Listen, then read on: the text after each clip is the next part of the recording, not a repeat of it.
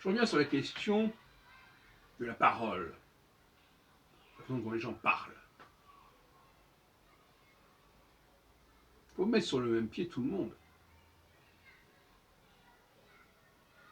Il y a des personnes qu'il faut ménager. Il y a des personnes qui sont très sensibles sur le plan intellectuel, très réactifs sur le plan intellectuel, et d'autres qui sont très peu. Alors il ne faudrait peut-être pas considérer que ceux qui sont très peu doivent imposer leur loi à ceux qui le sont beaucoup. C'est ce qui se passe généralement. Parce qu'ils sont majoritaires. La plupart des gens sont très peu réactifs sur le plan intellectuel. Ont très peu de choses à dire quand ils écoutent quelqu'un parler. Ils ne réagissent pas à ce qui se dit. Ils ont peut-être un truc à dire comme ça, à débiter, mais ils ne réagissent pas à ce que l'autre a dit. Ils ne respectent pas ce que l'autre a dit pour dire voilà, bon, voilà ce que j'en tiens compte et voilà ce que je pense de ce que vous avez dit.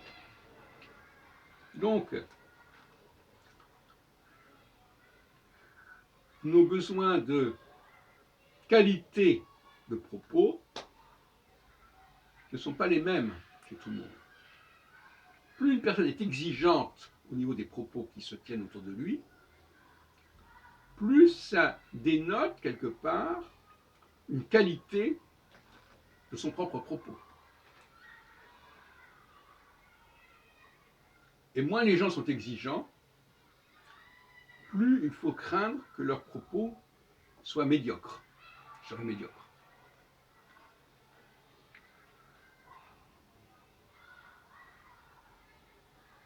Respectons la sensibilité des gens.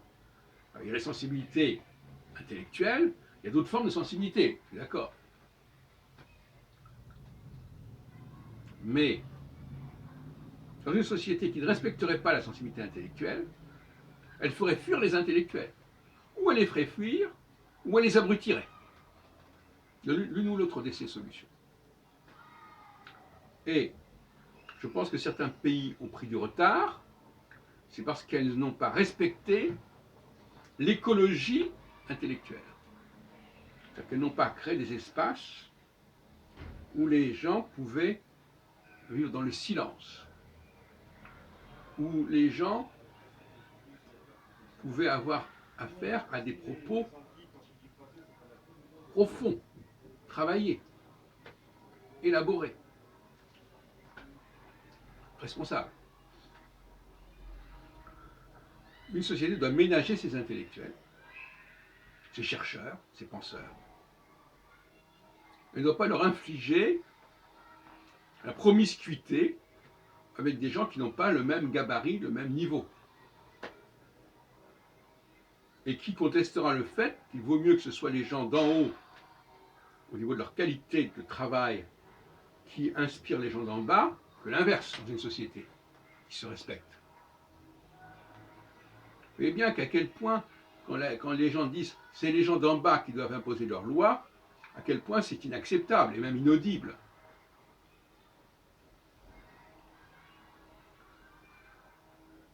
Alors, de manière générale, par ailleurs, on sait très bien au niveau de la morale, au niveau de la religion, que ce n'est pas les valeurs d'en bas, le corps d'en bas, qui doivent s'imposer aux valeurs d'en haut. Bon, c'est pareil dans tous les sens. Le spirituel, est-ce qu'il est en haut ou est-ce qu'il est en bas? Bon, c'est sérieux. Le problème, c'est que les gens d'en haut et les gens d'en bas, j'en ai parlé dans une autre vidéo rapidement, ce sont pas les mêmes, c'est pas la même humanité à la limite. On pourrait se poser la question. Certains pensent que c'est les gens d'en haut viennent, émanent des gens d'en bas. Je ne le pense pas. Ce serait absurde. Je pense que les gens d'en bas ont une autre origine que les gens d'en haut. Ils n'ont pas la même puissance, mais il y a 100 fois plus de gens d'en bas que des gens d'en haut. Donc les gens d'en haut ont une valeur personnelle beaucoup plus forte que les gens d'en bas. Ils ont un champ de conscience beaucoup plus large. Ils couvrent un champ beaucoup plus large. Donc ils arrivent à faire le travail que les gens d'en bas ne peuvent faire qu'en étant extrêmement nombreux. Et encore. Et encore. Donc l'idée que les gens d'en haut sont issus des gens d'en bas. C'est un schéma qu'on entend le plus souvent, qui est le plus à la mode, n'est-ce pas, et qui fausse le débat. En réalité, il s'agit de faire cohabiter deux humanités différentes et que chacune y trouve son compte et ses intérêts.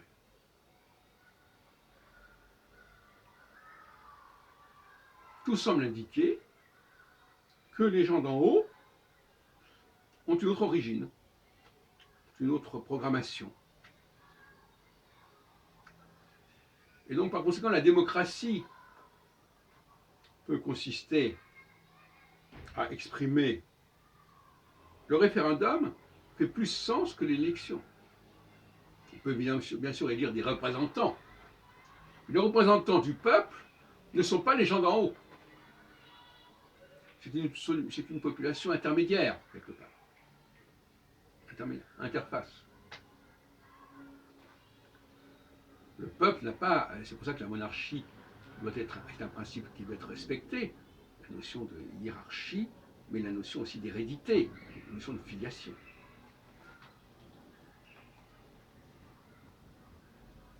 L'humanité est constituée d'une coopération entre deux humanités. Je ne dis pas que c'est Néandertal et Cro-Magnon, peu importe.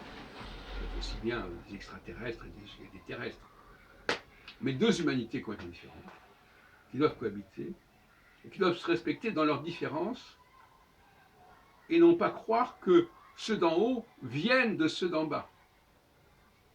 Souvent on entend ça, on dit ah ben oui, ben, le président il a été élu par le suffrage universel. C'est vrai, mais c'est un mauvais raisonnement, c'est une mauvaise conception des choses. Parce qu'en réalité, même dans ce cas, il faut savoir pourquoi celui-là a été élu.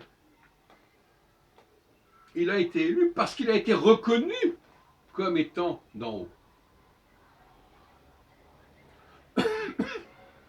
Autrement, pourquoi aurait-il été choisi plutôt que d'autres? Donc de toute façon, quel qu'en soit, dès qu'on donne le pouvoir à quelqu'un,